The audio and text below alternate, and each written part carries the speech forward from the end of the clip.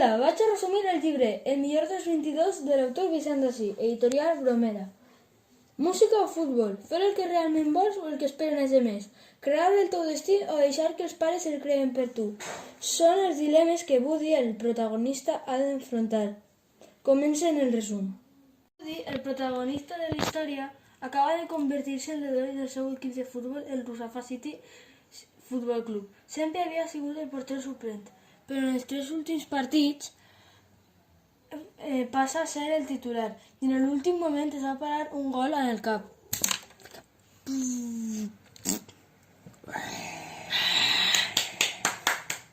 Per cert, anem a contar un poc de la història del personatge principal. Els pares de Woody estaven separats. La mare vivia a Nova York i son pare en València. Ell vivia amb son pare i els iaios.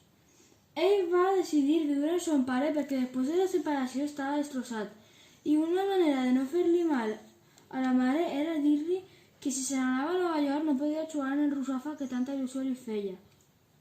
El nom del protagonista és David Badia, però les circumstàncies de la vida i els malnoms que li anaven posant acabaren convertint-lo en Woody com l'antic cantant de rock Buddy Holly, que a la fi és el seu gran ídol. El seu pare li regalà uns guants dels porters del València Cañizares, els guants del dragó, com el mal nom de l'antic porter del València. La iaia li els va haver d'arreglar ja que li venien molt grans. I Woody creu que la seva iaia és un poc bruixa i li havia fet un encanteri per a que ho parara tots els partits. En sa casa, el seu pare estava obsessionat en que es dediqués al futbol, però a ell el que li agradava realment era el rock. El pròxim partit del seu equip era l'últim de la temporada i els podia servir per guanyar el campionat per primera vegada en la història del club. El problema per a Woody era que el partit li coincidia en dia i hora amb una audició de famós programa de caçatalents i li feia molta il·lusió presentar-se. Tocant la guitarra en casa, es donà compte de que li feia mal el front i va adonar-se que tenia la marca de la pilota que li pegà en el front en l'últim partit. Però sols li apareix el dolor quan toca la guitarra, algo misteriós, no vos pareix?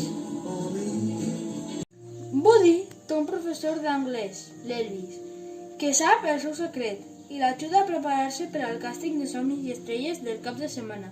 L'ensenya a cantar correctament Oboe, cançó favorita del nostre protagonista, i que no podia ser d'altre que de Buddy Holly, és clar, mentre li dona consells i li anima per cantar en el càsting.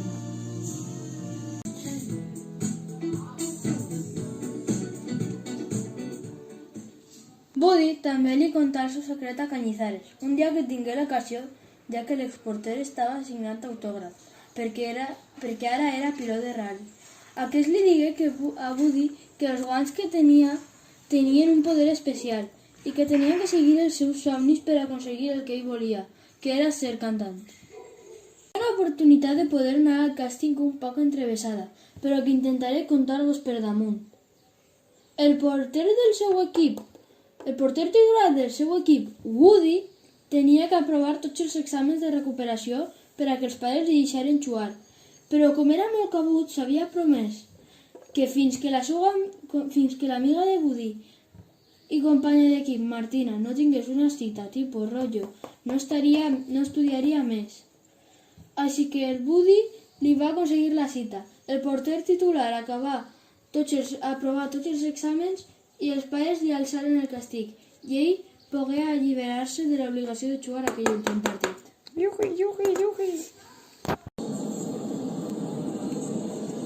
El dia del càsting, l'acompanyant de Woody era Elvis, però ell necessitava que son pare vinguera perquè els deixaren passar dins. Sols en que vinguera li serviria per poder entrar. De sobte, les coses canviaren i son pare arribà i entraren. Ja des de l'escenari, els seus acompanyants esperaven que cantara Oh Boy, de Buddy Holly, però a la fi s'inventà una cançó que la va a dedicar a son pare, que es diu El millor dels 22. Espero que vos hagi agradat.